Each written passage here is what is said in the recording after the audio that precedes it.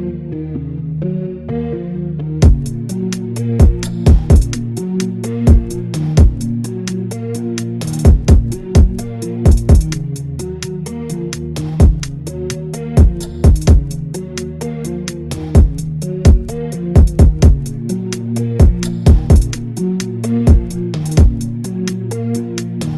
guys, saat ini Mimin akan membahas tentang Laut Natuna Utara. Guys, sebelum kita membahas hal ini, jangan lupa ya like, share, subscribe video ini karena semua itu gratis. Tiongkok meminta Indonesia menghentikan pengeboran minyak dan gas alam yang disengketakan di Laut Cina Selatan. Dalam laporan Reuters, sebuah protes yang belum pernah terjadi sebelumnya dilayangkan pihak Tiongkok, memicu ketegangan atas sumber daya alam antar kedua negara di wilayah strategis dan ekonomi global yang bergejolak. Penyebabnya adalah Indonesia melakukan eksplorasi minyak dan gas alam di Laut Natuna Utara. 3 sumber dari pemerintah Republik Indonesia mengaku telah mendapat pengarahan tentang masalah sengketa di Laut Natuna Utara itu. Ketiganya membenarkan adanya surat permintaan dari diplomat China tersebut. 2 dari sumber itu mengatakan China berulang kali menuntut agar Indonesia menghentikan pengeboran.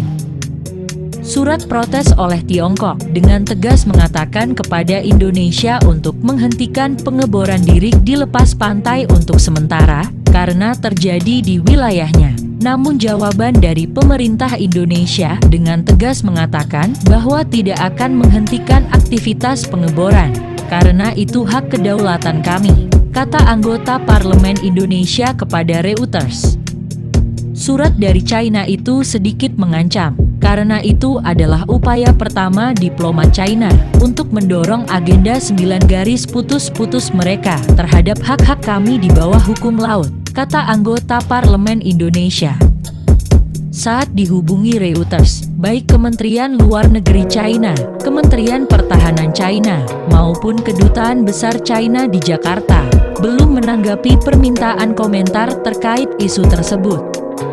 Sementara itu, seorang pejabat Kementerian Luar Negeri RI mengatakan, setiap komunikasi diplomatik antar negara bersifat rahasia dan isinya tidak dapat diungkapkan ke publik. Sang pejabat menolak berkomentar lebih lanjut.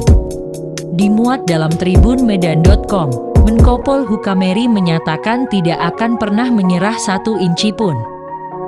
Ternyata inilah alasannya kenapa kapal-kapal Tiongkok warawiri di zona ekonomi eksklusif Indonesia.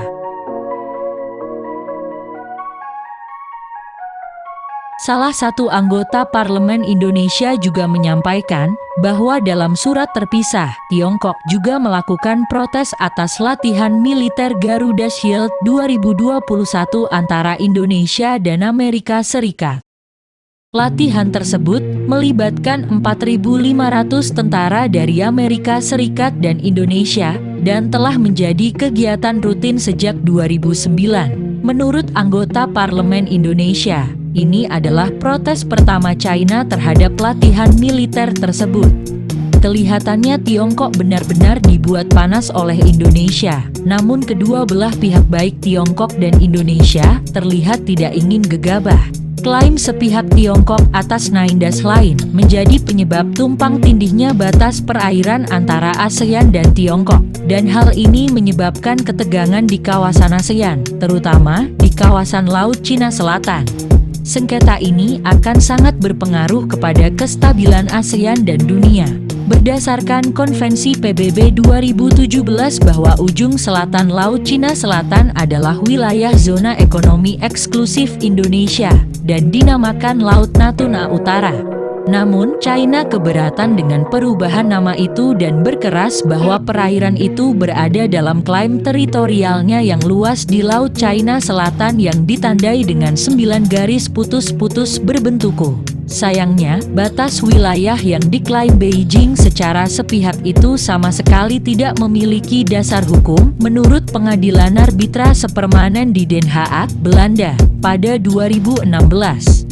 Saat ini Presiden Joko Widodo menyiapkan anggaran senilai 12,2 triliun rupiah untuk penguatan keamanan laut di Natuna. Kebijakan ini melalui Peraturan Presiden Nomor 85 Tahun 2021.